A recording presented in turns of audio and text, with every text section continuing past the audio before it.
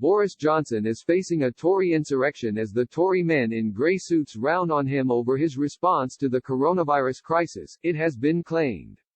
The Prime Minister has come under renewed pressure over his plans to put the nation in a second lockdown to fight the coronavirus, with rebel Tory MPs plotting to vote against his measures on Wednesday.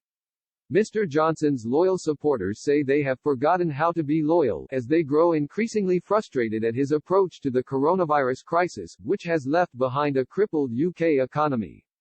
So much so the Tory leader is said to have alienated the troops, with his honeymoon period well and truly over.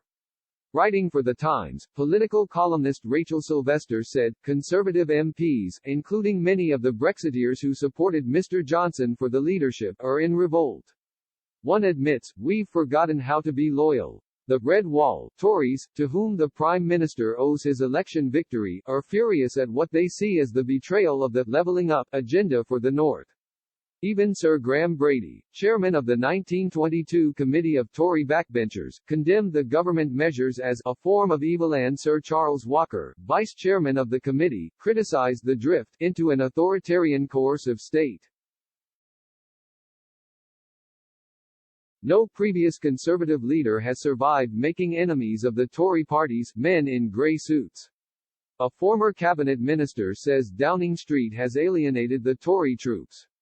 There is no clear sense of direction, and the uncertainty in the ranks soon bubbles up into insurrection. Mr. Johnson has insisted a second lockdown is necessary as he comes under pressure from Tory MPs and business chiefs about the truly devastating measure.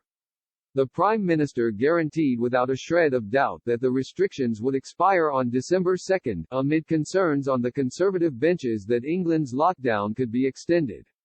Mr. Johnson promised MPs a fresh vote on the next stage of measures to combat coronavirus when we intend to return to a regional tiered system on December 2. He announced greater support for the self-employed after extending the furlough scheme for employees as pubs, restaurants and non-essential shops are ordered to close.